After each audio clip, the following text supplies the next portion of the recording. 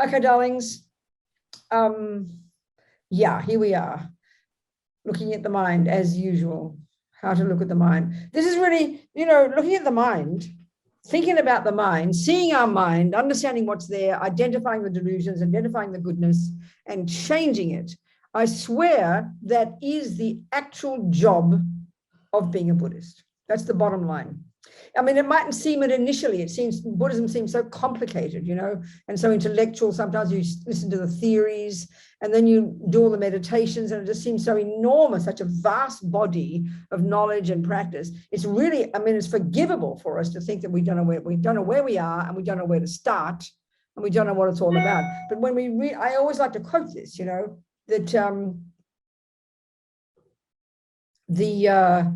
hang on a second.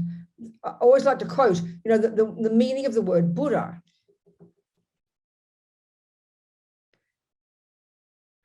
So it really, for me, I find this almost so simple, it's incredible, but it's mentioned in passing, like I always mention the word Buddha, the first syllable, and the same in Tibetan, the first syllable implies the eradication of all the delusions and the neuroses from the mind. And then the second syllable implies all the development to perfection of all the virtues and all the wisdom. So this tells us everything. It's almost so simple, it's unbelievable. And this implies, of course, if this is what you end up as a Buddha, a person who's rid the mind of all the rubbish and developed to perfection all the goodness. It almost seems too simple. It seems ridiculous. There's no view like that in our culture, is there? But when we hear it like that, and then it tells us the job to be done. If the end result is that you've perfected wisdom and clarity and kindness and compassion, and this is an odd concept. What do you mean perfected it? We don't quite get what that means, So let's talk about it. Because we don't talk like that psychologically in our culture. And then second, the first syllable implies that you've rid the mind of all the misery. You don't have depression any longer, or jealousy or anger, and that sounds even more weird to us. But if we understand this, we understand Buddhist practice. That's it, It's very fascinating to me, that. So it is an odd thing. Like I always joke, if you go to a therapist and you ask them to please give you methods to get rid of all fears and all delusions and all anger forever and develop infinite wisdom and compassion and love and kindness towards all beings forever, it's just laughable. It's laughable because we don't think like that. So we need to hear this, because this is telling us exactly the Buddhist approach. So when we hear it, it's so abstract because we don't think that way psychologically or neuroscientifically, that's for sure. But secondly, it's so because of that, because it's a very odd idea to us, we can't get our heads around it. We don't understand what it means. What do you mean develop love and compassion for all beings in the universe permanently? It just seems too weird. So we need to understand it, And this is often, we can be very devoted Buddhist practitioners and do all our practice and sit there and meditate and do our mantras and do our prostrations and become a monk or a nun and study all the philosophy, but still might not get this point, It's kind of interesting. So I'm sorry, everybody, I was mean and I started early because I came early, which is very surprising. So forgive me. So let's look at it then. It's all we ever talk about, but let's look at it, What Buddha's telling us, what he's found from his own experience is, by looking into his mind. And this is the thing we have to remember. This idea of looking into your mind. It's sort of, we understand the words, we speak English, but we don't have a similar framework for it, because when we say looking into your mind, well, we think, oh, do I need a microscope? Do I have to look at my brain? No, you can, definitely, but that's not what Buddha's talking about, because he talks about the mind as being the actual subjective cognitive process itself. So that's the skill. And he got this skill from these Indians before him. He didn't invent this brilliant psychological skill. And I say those words very purposely, that the world knows as mindfulness meditation, which sounds very hippy trippy, but it's a brilliant, it's based on this skill that they call single pointed concentration, Samadhi in Sanskrit.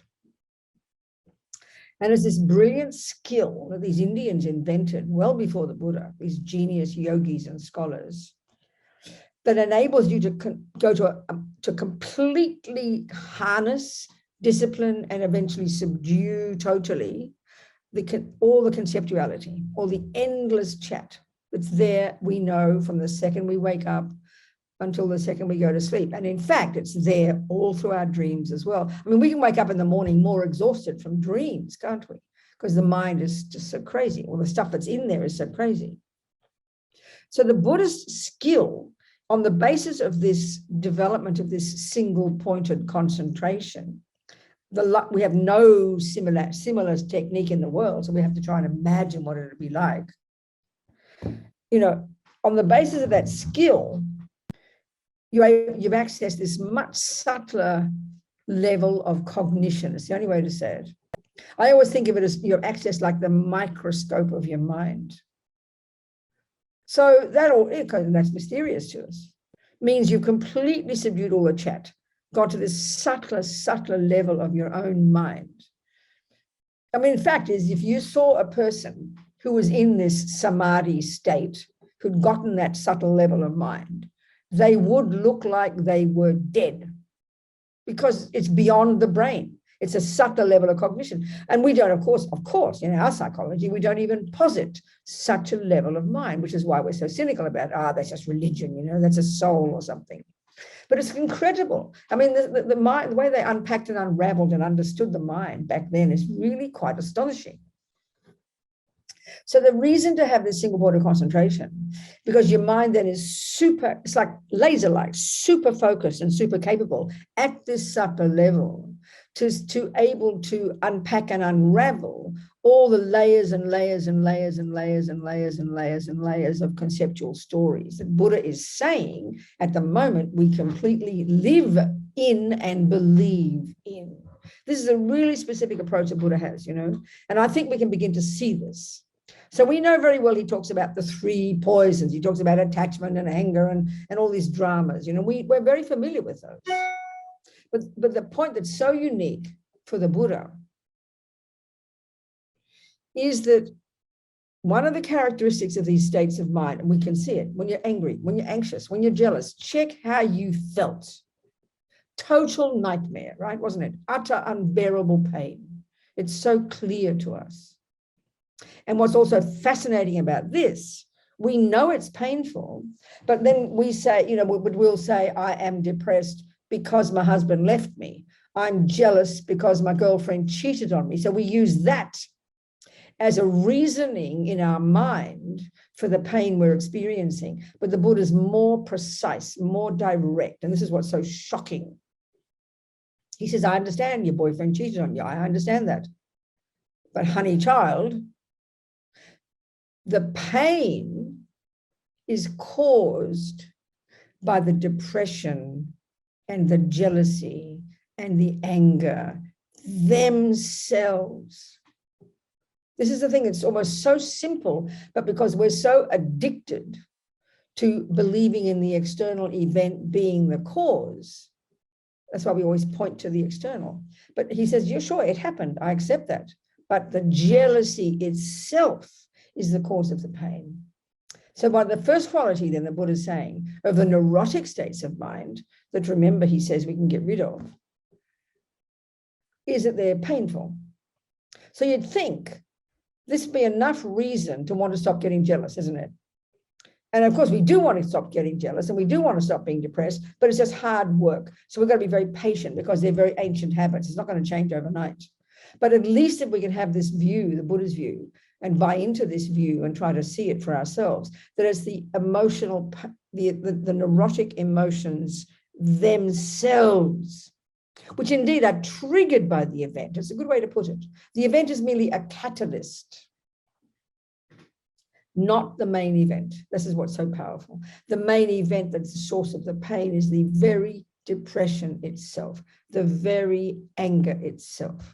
This is such an interesting point. I mean, it's the words are really easy, but we do not believe this for 1 second, And all of our psychological models are not based on this view. It's based on the view that your boyfriend caused the depression. The boyfriend caused the jealousy. It's very clear. So it's quite shocking to hear this, because we'll think, well, you sort of, oh, you mean Buddha's blaming me? That's how we think of it. We think of it in this blame way. No, it's a revelation, because that tells you the job to be done. Sure, you can get rid of your boyfriend. Nothing wrong. Chuck him out or leave him. That's okay. But we all know very well, you could, your boyfriend could have chucked you out 30 years ago and you're still angry and jealous. So, it's like a bit, because we haven't changed the jealousy. So this is the job of being a Buddhist. This is the job of being a Buddhist. I first identify that pain, that emotional state of mind, see that it's painful. And as I'm saying, that ought to be enough for us to want to find as many methods as possible to stop the jealousy. And then, but that's why we have to be patient, because it's not going to go overnight. And that's why it's unbearable. That's why we'd rather do anything to make it go away. Take a pill, whatever, But this is the hard work. But the real point I'm getting to. The other characteristic of these painful emotions that Buddha says are the main cause of our suffering.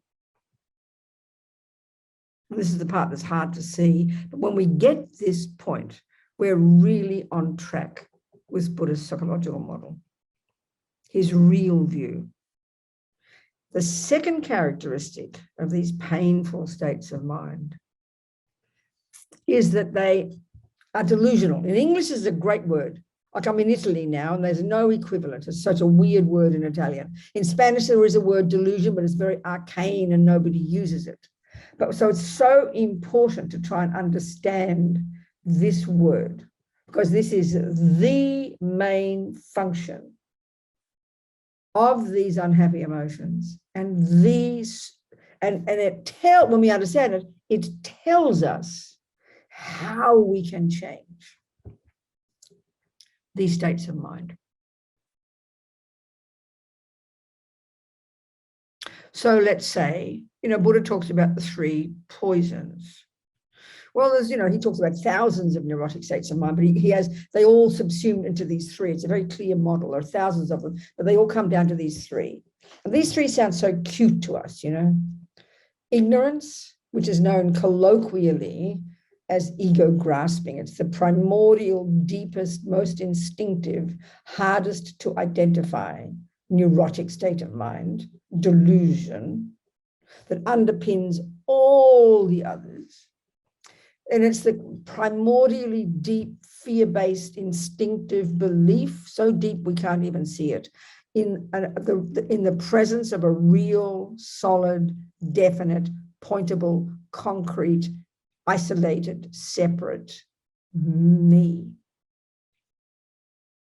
So the assumption about the presence of that separate, concrete me then gives rise to the next of the 3 poisons, and this is the main one effectively in daily life, and that's called attachment.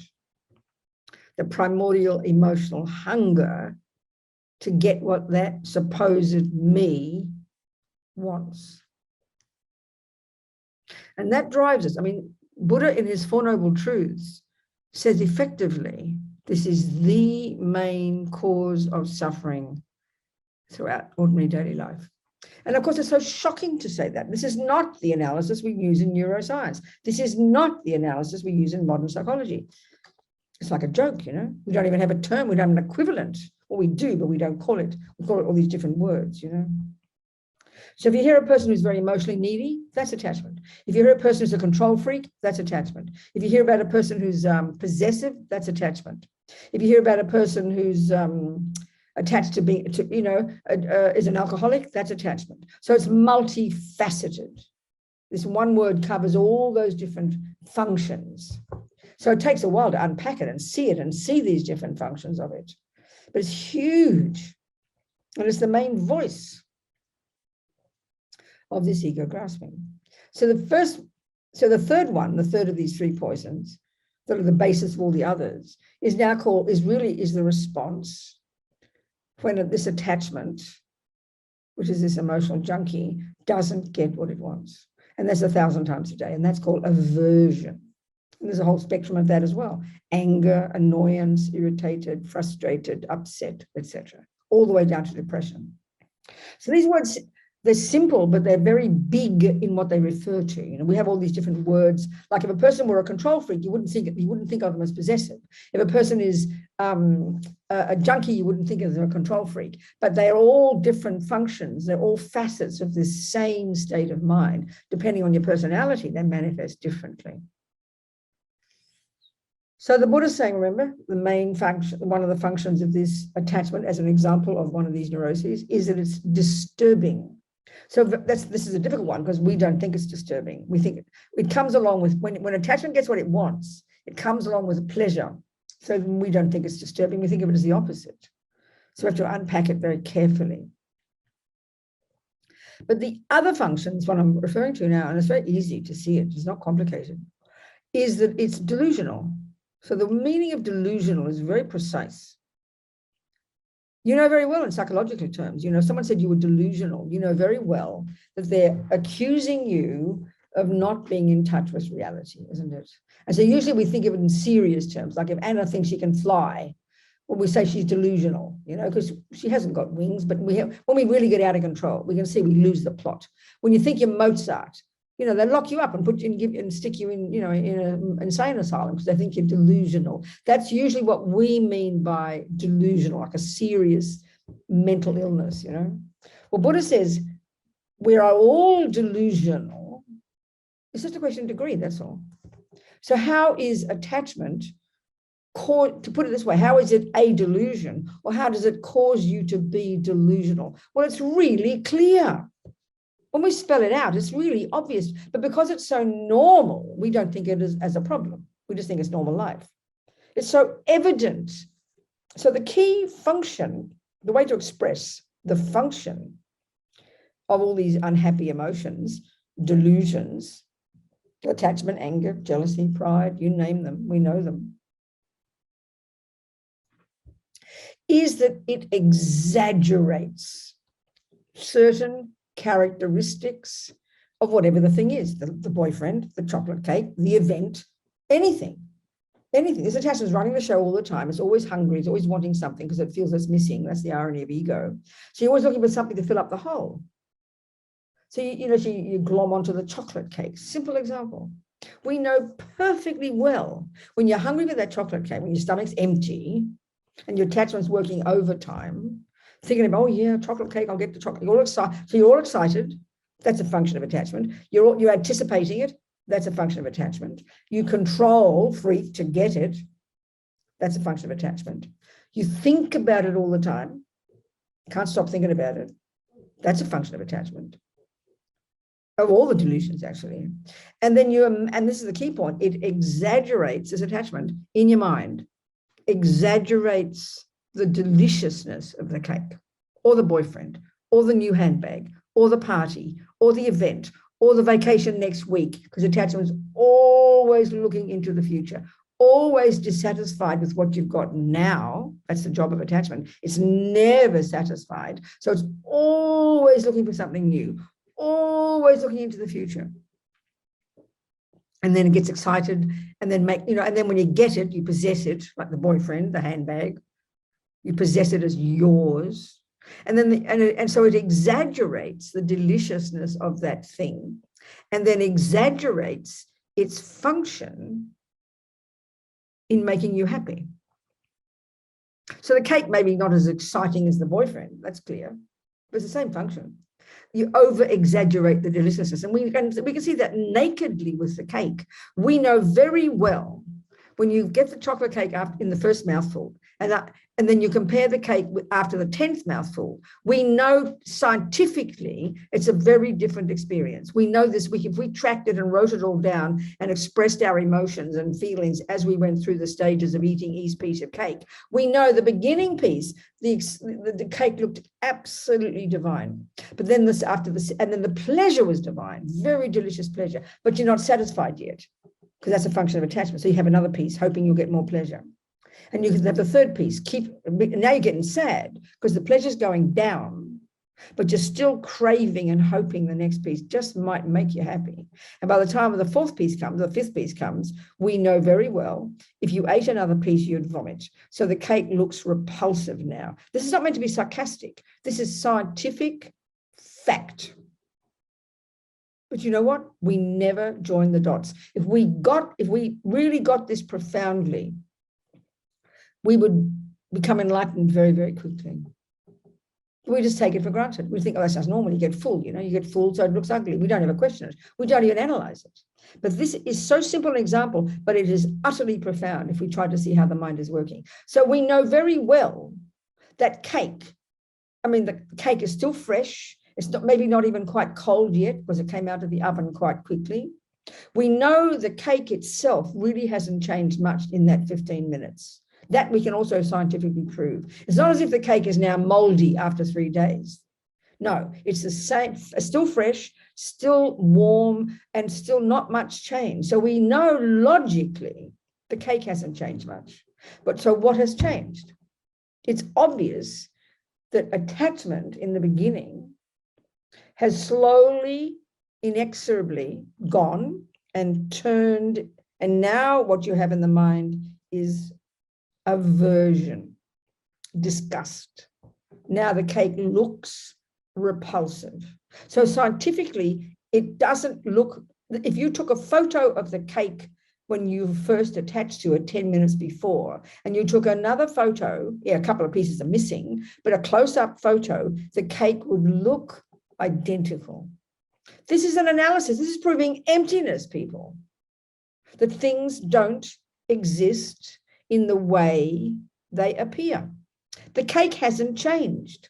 That boyfriend who yesterday appeared totally divine to you, now, today, when you discover that he's been cheating on you, looks totally vile to you. He is not any different. You take a photo today and a photo yesterday and you can't see a difference. So what has changed? What is different is what's in your mind. It's so obvious, but we don't join the dots. We just take it for granted. But of course he looks different now because he's ugly, because I'm angry with him. But this is what Buddha's point is. These delusions exaggerate the boyfriend. Yesterday he looked divine, today he looks repulsive. The cake looked divine 10 minutes ago, now it looks repulsive.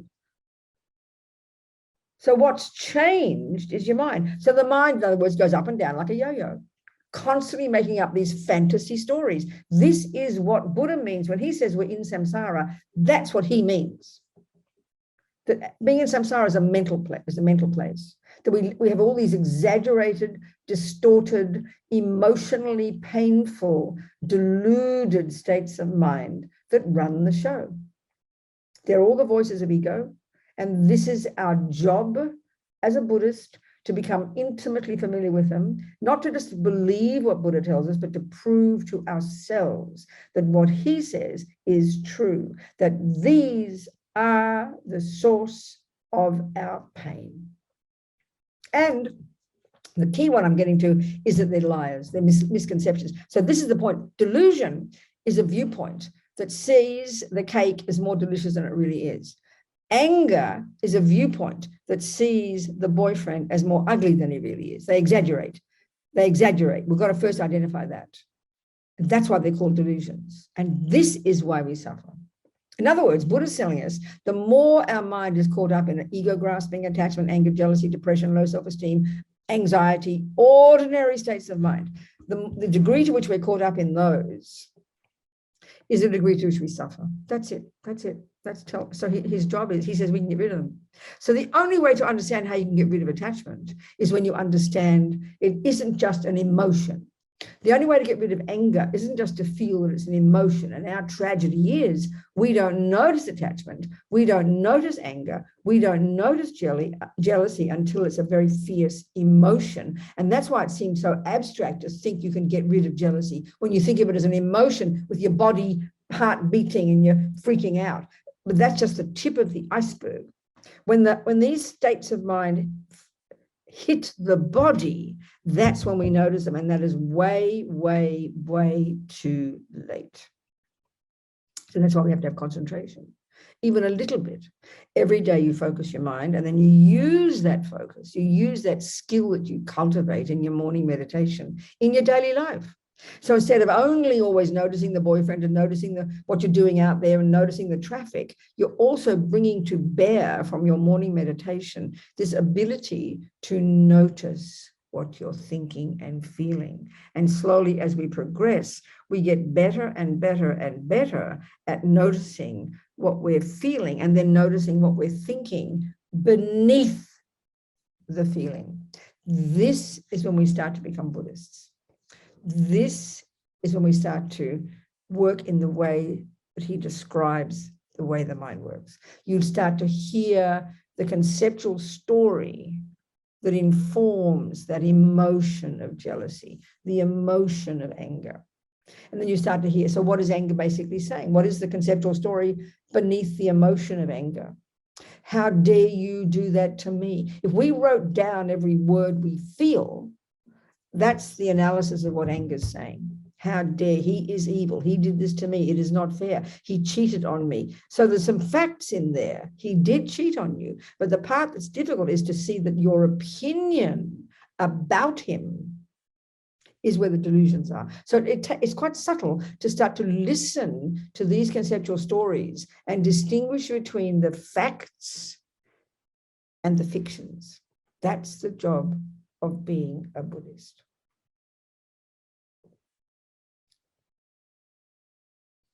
Ask me some questions now. What do you think?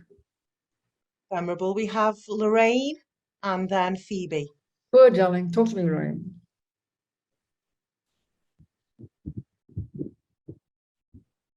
Sweetheart, unmute, Lorraine. I found it. Okay.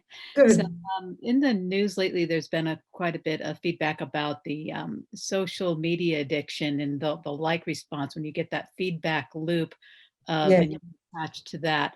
And I've noticed, and I've actually cut myself off from most social media because I noticed that not only was I kind of getting addicted to the likes and things like that, but when I'm doing regular things like driving, I do long distance road trips and things, and my brain would start to do that scrolling thing.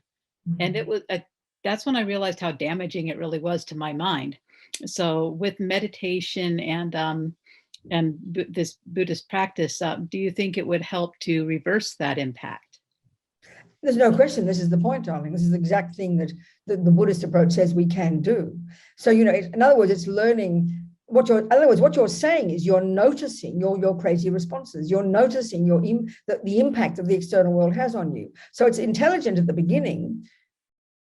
Yes, of course. In other words, if you have a friend that you fight with every time you see them, you've just appeared off my screen. Where are you? I can't see you suddenly. I want to see you when I talk to you. No, I can't see you. Oh, are you still there? Or have you disappeared? Has she gone away, Anna? Lorraine, if you raise your hand, you'll be in a place where Venerable can see you again. Now. No, I can see you now, Lorraine. It's okay. I can see you, darling. So the thing is, what you're doing is you're noticing the responses in your mind in relation to something. And that's really the job. First of all, is to start to distinguish between the external event and see our response to it. So initially, it's sort of like if you were an alcoholic, Lorraine, it starts to dawn on you that glass of liquid in front of you is affecting your mind, right? That's what you're saying, really, isn't it? And then you have the intelligence to realize, and it's painful because we love the alcohol, whatever the object is, we're addicted to whatever it is. And then it's hard to see that I'm being kind of dragged like a kind of a puppet on a string. And so that means we need to, if it's very strong object, then absolutely give it up, no question. And it's really intelligent to do that. It's very wise, but it demands a lot of inner awareness to do that, because often we'll just blame the object and feel we don't have a choice. So what you're doing is excellent. So what you're seeing is exactly, so you need to give yourself a space from that object. It's like if you have a friend you always fight with. Best to stay away from the friend, not blaming them. So then we can have the miracle of space to observe our thoughts without being bombarded every second. But of course, as we get more developed, Lorraine, this is the point, we can do that job all the time. So we have to know what our capability is. And this is the real job. And then, using the Buddhist analysis of the mind, you then start to listen to these different thoughts. It's really Buddha's like a cognitive therapist. You start to really hear the thought process, but they all happen so quickly, aren't they? I mean, from the second we wake up, we've got 1,000 thoughts a second. I mean, they even say that in modern psychology, and Buddha would agree with that. So it's hard to grab each thought, but that's the skill we slowly start to develop. And if you have a morning meditation where you're sitting there quietly, just watching your breath or giving yourself some space, you're cultivating, because you're moving, you're getting out of your head for a minute, you're kind of giving yourself some space. You develop the skill that you bring back into daily life once you get off your cushion, to not just be observing the outside thing, but you start to listen to the thoughts more and more. It takes time, but that's what we then have to start really distinguishing. What are the attachment thoughts saying? What are the angry thoughts saying? What are the jealous thoughts saying? And also, what are the loving thoughts saying? What are the kind thoughts saying? Right now, they're all mixed together like a big soup. It's starting to kind of edit. We have to sort of start editing what's going on in our head, and then realize we actually got control to write new scripts. And that's not a joke. It's really quite profound. You with me, Lorraine? This is the job we're talking about. This is the job. Absolutely. So we should put ourselves in any condition that enables us to do that. That's why people, like say a mother or somebody who's living with people all day, running around, taking care of hubby and kids, you've got to get some space. We'll go mad otherwise, We need that badly.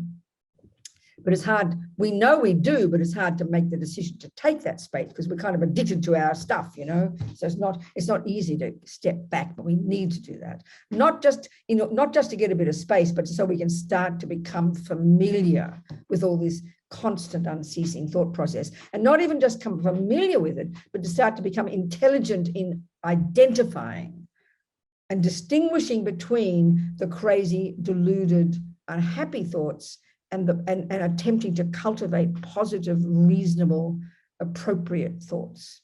Are you with me? It's a very kind of hands-on job, not passive. That's the job. Yes, Lorraine, exactly. Keep going, hon. Good. Who else? Yes, Phoebe. Good afternoon. I wrote my question down. Although it expands on what you were just answering. When we are meditating and our monkey mind, I call it my Ferrari brain, is blazing, and we're trying to control that. Is this potentially suppressing the path to get beneath those feelings and emotions, to see through to our attachments? Can you start it? What's that funny noise? Is that me making a noise or what? Is that okay? It's not there. So would you say that again, Phoebe? It seemed a bit dense. I couldn't quite get it all. When we are meditating and our monkey mind is blazing and we are trying to control that, is this potentially suppressing the path to get suppressing the what? The path, the ability to get beneath those emotions and feelings, to see to our attachment? Okay, no, darling, there's different. I mean, it's a good point. Yeah.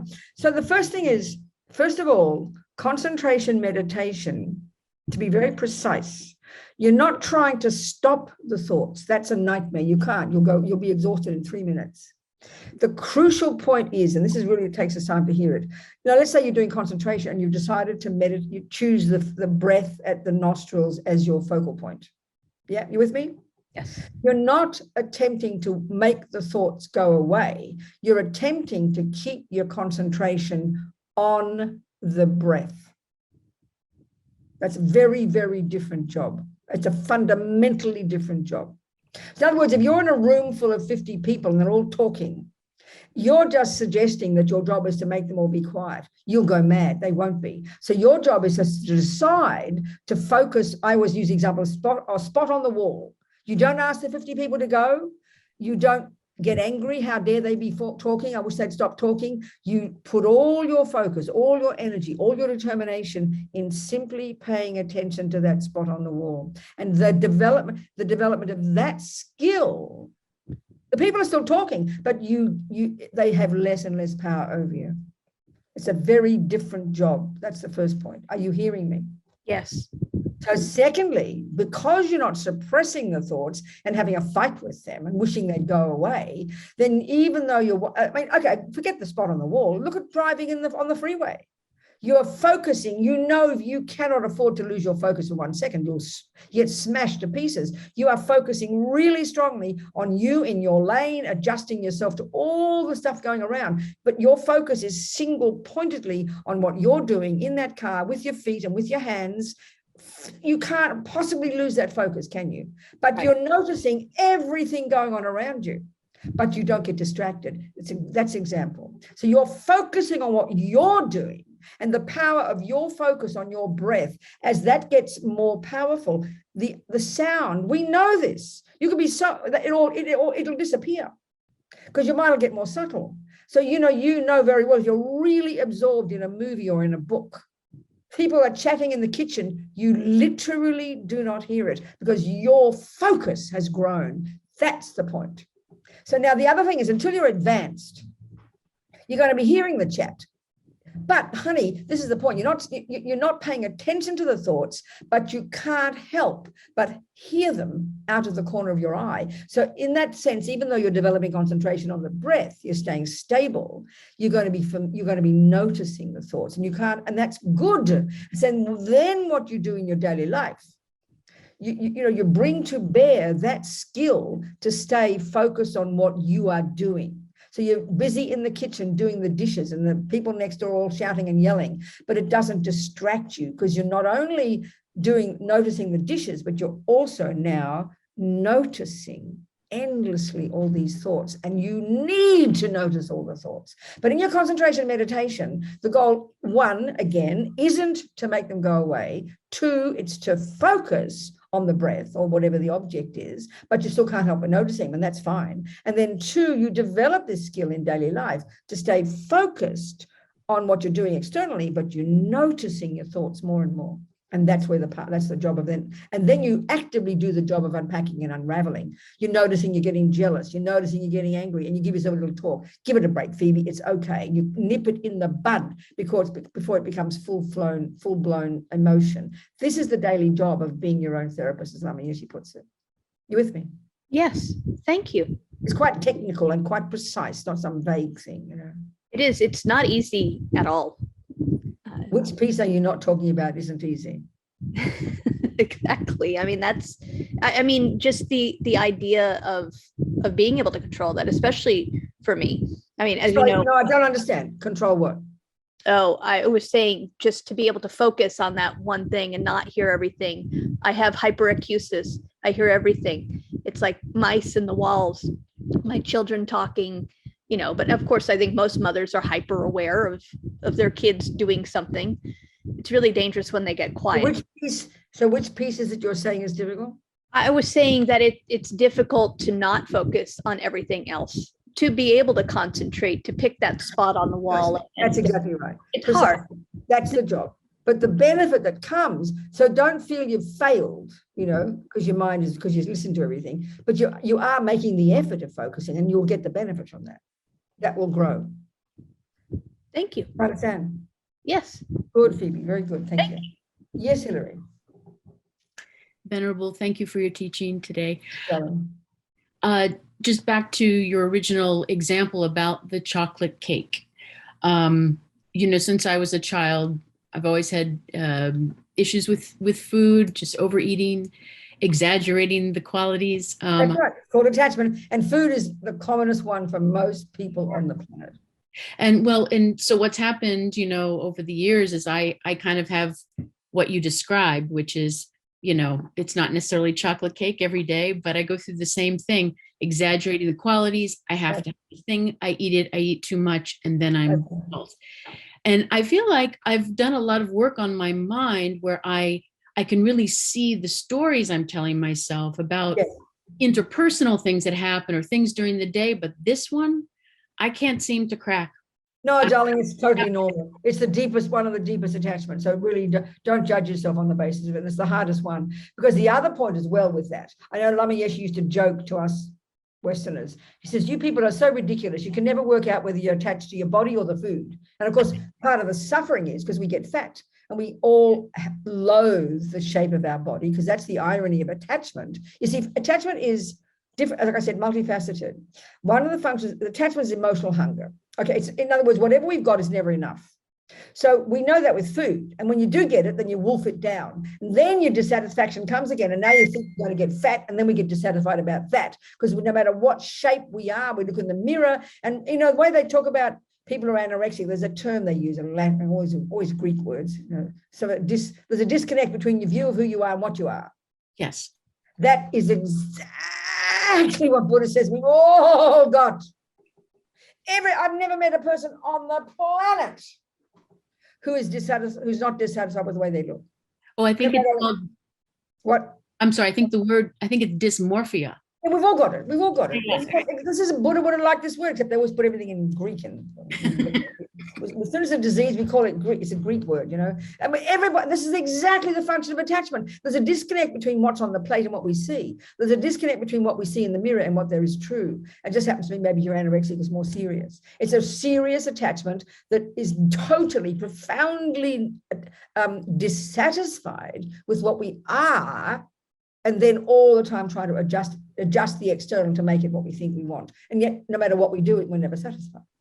I mean, this is why you hear these stories. I remember there's one, you know, I remember one woman reading one of those, you know, one of those television shows about people who are extreme, right?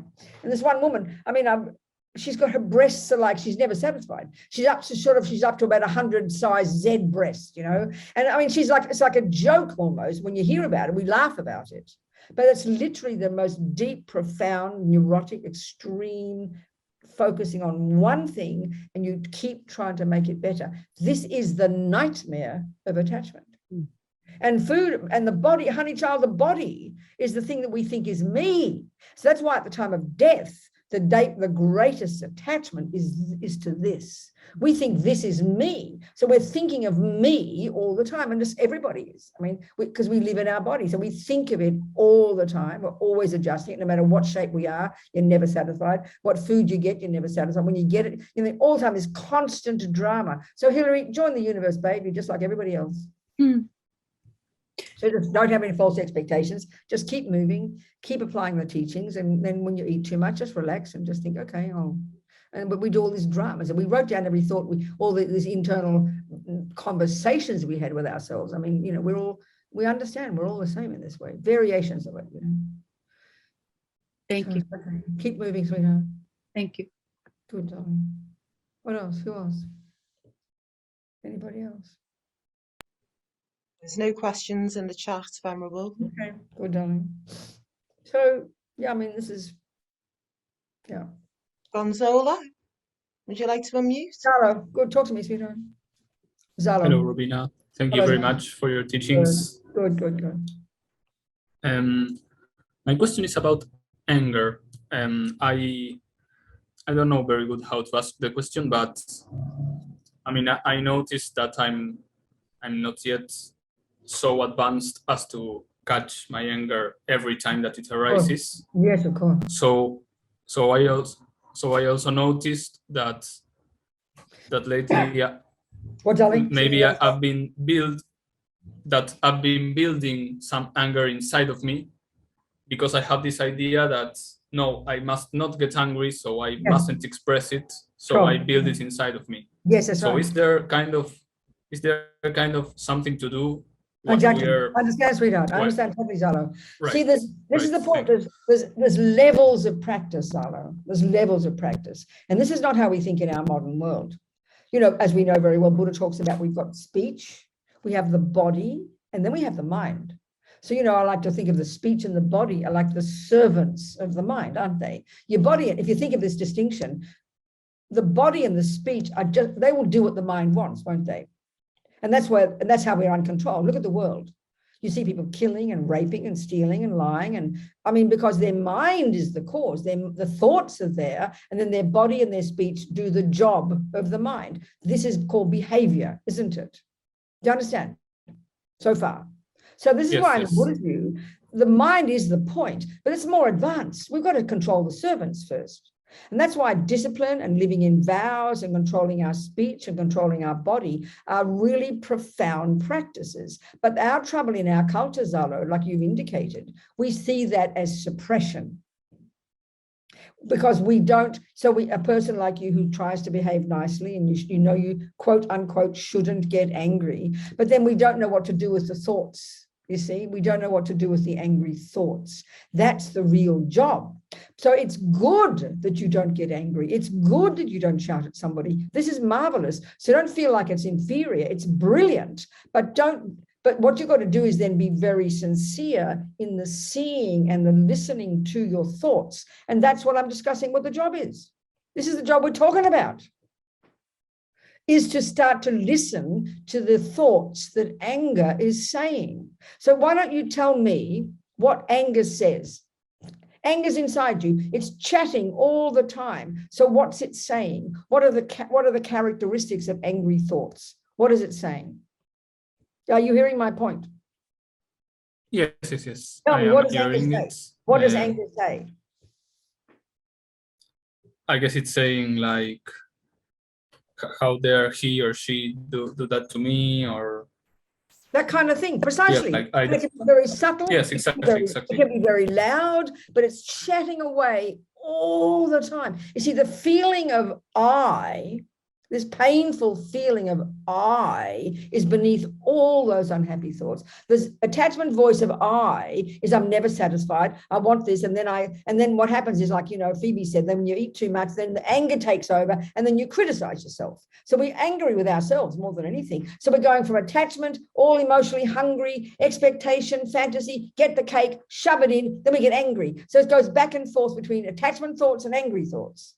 So there you are, not saying those angry words about that person. Could be your mother, could be your girlfriend, could be the next door neighbor, could be the guy on the road driving, because attachment isn't getting what it wants. That's what anger is. You're driving the car and some guy jumps in front of you. So the first idea is, how dare you do that? That's natural, because I wants it to be all nice. I is always wanting everything to be lovely. And the moment I doesn't get the lovely thing, then the anger arises. So when you catch those thoughts, then what do you think you do with them? You argue with them, honey. That's the point. It's not easy. They're thoughts, Zalo. They are thoughts. So then how do you analyze with it? Let's say, there's a million arguments you could have. You could say to yourself, well, it's only a car, Zalo. It's only one guy. He wants to be happy just like me. There's a million ways you can find a way to argue with that concept before it becomes tight and emotional. That's when it's too late. And then you'll explode out of your mouth and you'll be surprised. And that's our trouble. We don't notice the angry thoughts when they're small. We just dismiss them. We wait till they're violent and then we explode, or go crazy or kill ourselves, one or the other. So that's the real job, learning every day to hear these thoughts before they become emotional. And when you catch them before they become emotional, it's easy to tell them to shut up. Just at one time, you catch yourself, that guy in front, give it a break, Zalo, relax, honey, everything's fine. You grab it immediately, it can stop it immediately. But if you build it up and don't notice, then one day there will be the thing that will cause you to explode. We wait till it's too late to see our thoughts, is our big problem. Do you understand? Honey, this is not an easy job, because the thoughts are 1,000 thoughts a second. And they're always there. And if we're really skillful, you'd say there's attachment, there's jealousy, there's anger, there's attachment. It's quite subtle to identify the character of each of the thoughts, And then we have to, the other one is, they come on their own. We don't invite them because they're habits. Because we have to consciously say positive things, bring positive thoughts in, tell yourself it's okay. It's all right, Zalo. I get angry. It's okay, Zalo. I know I get angry, but it's okay. You be nice to yourself. You tell yourself to relax. That's your virtuous thoughts. We've got to consciously bring them in. So you're having this conversation in your head that's a conscious conversation. You with me? Are you with me, Zano? Yes, perfectly. Good. Perfectly. Thank you very much. Okay, Greg, talk to me. Thank you, Venerable. I have a practical question just based off what we're talking about. So we're constantly, our ego is trying to develop this separate sense of I, this is me. We're not trying to develop it, we're believing in it. There's an assumption and we're reinforcing it. Okay, yes. So when I look in the mirror as a Buddhist, I'm constantly thinking in my head, that's me. I am. Hey, that's great. Sure. Hi.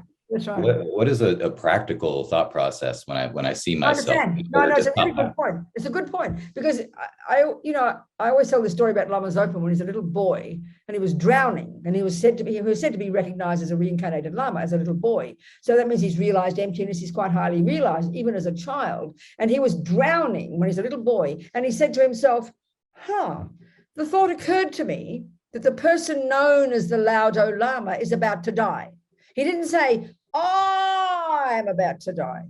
The person known, often they have this way, and it sounds peculiar, but even if you're looking at your mind, you say, well, there's anger in Greg's mind, not I'm angry. Sort of consciously get separate feeling of seeing the anger, see the jealousy. And you look in the mirror and you'll go, well, that's just the body of a person called Greg. I mean, it sounds silly in a way, but it's got a profound meaning. Kind of instead of me all the time, me. There's even a way they talk about you really should be doing that. The person known as Greg. And when you start to understand emptiness, technically you are not Greg, that you are the person known as Greg, but you act normal. But it's a good way to distance yourself from that constant feeling of my anger, my depression, my jealousy. There's anger in Greg's mind. Give it a break, Greg. You talk to yourself, it's okay. Get more space, from it and see the different qualities. And yeah, that's the body of a person called Greg. So things like that, little things. Does that make sense? Absolutely. Yeah, it makes sense. You were talking about viewpoints and emotions and feelings being more viewpoints than who you are. So maybe it's a better gauge of where you're at that moment. No, it's true. It's a very good one. It's more easygoing, It's a good one. Good. Thanks, Greg. Who else is there? Anna, darling? Anybody there? No questions in the chat, Venerable. Okay. All right, sweetheart. So there's Phoebe. Hi, sweetie. Talk to me. Sorry, I have a question. I don't know how to word this specifically, but my son, as you know, is 18 and he wants to get a car, and he somehow believes that his happiness is predicated on the things that he owns, his fancy car that he wants, these shoes that he wants that are hideous, by the way. Yes, I know. How do I explain this to him, these concepts, I know, the way that his 18-year-old mind it's hard. You can't force it away, but I think there's ways of affirming other parts of it. Honey, I mean, sort of say it casually, not like a lecture, Well, very well yourself, sort of like, well, honey, it'd be wonderful to get that car. I can, be happy for him. Oh, I'd love you to get that car. But you know perfectly well yourself, you get something after a while, then it breaks and you're bored and you want something else. It's not the only thing that can make you happy. Sort of little thoughts every now and again that pop in without a lecture. Just say some things naturally to him. It's not the only thing, you know yourself. If you get too fixated on it and then it disappoints you. I mean, little things, little tiny things are just like we all, often as we get older, we remember what grandma said. We remember this word that mummy said. So say it very casually, but delight for him that he's getting his car, Don't be too fundamentalist, Right. Be happy for him and then you'll grab him after that. But when you're happy for him, then you'll catch some little thought on the end and he might hear it. Right. Thank you. In other words, things change. Impermanence is the teaching there. Things change, and you know very well yourself. Look at that gorgeous car you had when you were 5 years old, but where is it now? Couldn't care less. Now you want another one. Just sort of joke about it, So be easygoing, enjoy your car, but be easygoing.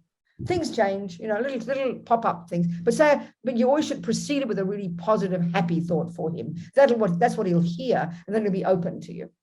Okay. I know I got him yesterday. I was teasing him a little bit. He got this new wallet. He's like, I'm going to be happy if I get this wallet. And I took it out of his hand. I said, are you still happy? He goes, no, now I'm unhappy. I'm like, then the wallet isn't what's making you happy. The happy has to be inside. I stopped as soon as he started glazing over, but I was teasing him about it. So little things like that is good. I mean, things go in gradually. But meanwhile, delight in his beautiful car, delight in his new wallet. You understand? Yes. Thank you. Don't forget that part. Okay, darlings, what else? 8 minutes to go, and a little hour has gone like a dream again. Anybody else has something to say to me? Some thoughts, some ideas to bring? No? We have a question just come up in the chat. Good, darling. It's more a comment. If Greg, would you like to share your thoughts? Yeah, sorry, it's just kind of reiterating. Yeah, I try and speak to my children about some of the things that I, engage in and learn and study on a daily basis. I try and do it in front of them so maybe they can get, ask some questions, be interested. Right. But typically it takes about 30 to 45 seconds for their eyes to glaze over as well. That's right. So, exactly. But it's the effort, right? Enthusiasm. That's it. No, I know, and that's. But I think the point is too, especially when we're teenagers, or we don't want to know about advice from mum, isn't it, or dad? But so that's where it's got to be mixed with a delight first. Be so happy. Oh, so your car, what a beautiful car. Oh, I'd love to have a car like that. And then you can sneak in the piece of advice afterwards. Do you understand? Open their mind. That's a skillful means. We all know ourselves. If people only give us lectures, we close off. That's a good point, isn't it? So you people, what else is there? Nothing much. That's it. I mean, there's always something more, but so get the point. I summarize, I think. The fundamental job of being a Buddhist is to be your own therapist. This is Lama Yeshe's way of putting it. It sounds so cute, is to get better and better and better at identifying in the mind these thousands of thoughts and then learning to literally reconfigure them. It's like learning to write a new script. That really is the way to say it. But it's the most difficult job because there's layers and layers of jobs you've got to do to get to that. I mean, like I said, one of the main obstacles is that we notice what we're thinking only when it finally becomes a huge, full-blown emotion. And that's why I always use that example. It's like, you only notice your wheels are falling off on the freeway when you're 100 miles an hour because you've never paid attention. That's why we get so much dramatic, painful emotions, because we don't pay attention to what is happening in here until the wheels are falling off. I can't stress that point enough, In other words, the only time Zalo's point was good because he talked about not expressing it. But the commonest question is, what do I do if I'm screaming at my boyfriend and want to kill him? Well, that's like asking, what do I do when you're going 100 miles an hour and you notice the wheels are falling off? The first lesson is it's a bit late to notice, isn't it?